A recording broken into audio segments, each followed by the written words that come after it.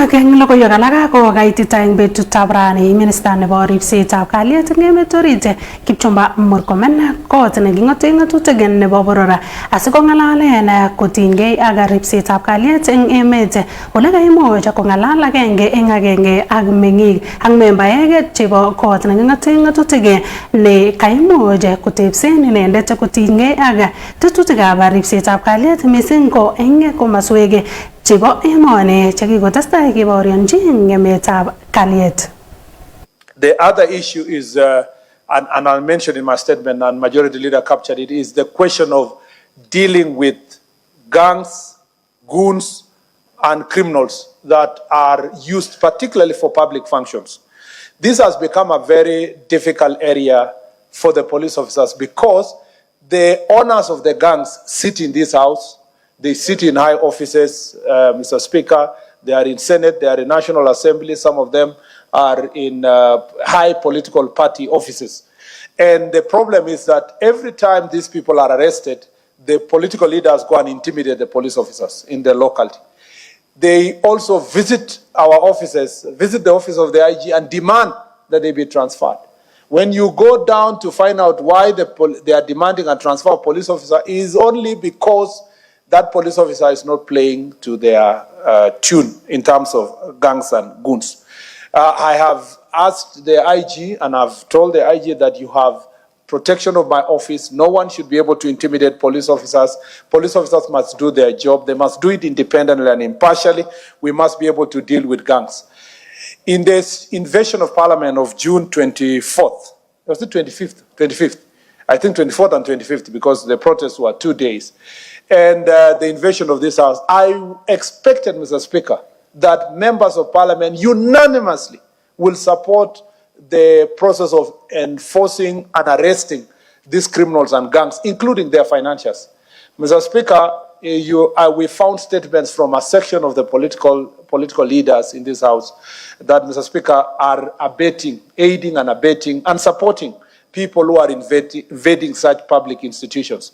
Let me just sound this warning that it will not stop at the Parliament.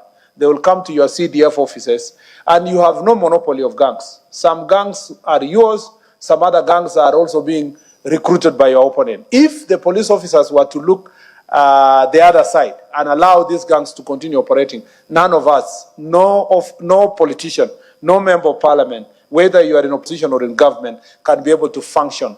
Remember that you are of a particular class of people who are considered to have some resources. And the day these gangs are going to unite to come for you, they will not care which side of the political divide you are in. It is important that all of us deal with this systemic issue of gangs because it's mutating. It starts with political bouncers, it goes to political goons, and then it moves to gangs because these people are being maintained using resources. And the same way we have bandits in other parts of the country, these are urban bandits, that are actually terrorizing citizens. And Mr. Speaker, every time a crackdown is done, the same way you've seen in some parts of Nairobi, we see that political leaders are supporting them. The judiciary is not even doing better. A situation happens like the one that Parliament was invaded. We are investigating some members of Parliament, political leaders, their sponsors, and then they go and get anticipatory bail, Mr. Speaker, that they cannot be charged. And then, it is okay to say and to get anticipatory bail that you cannot be arrested, but you can't give someone anticipatory bail that they cannot be charged.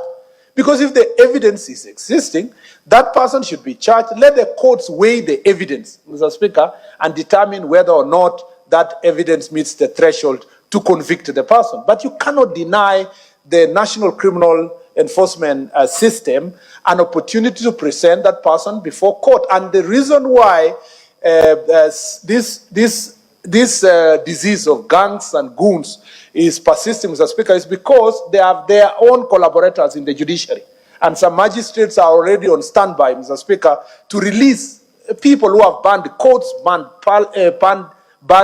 attempted to ban Parliament, banned police stations, Mr. Speaker, steal guns, and banned even public facilities, including schools, people's shops, people's markets.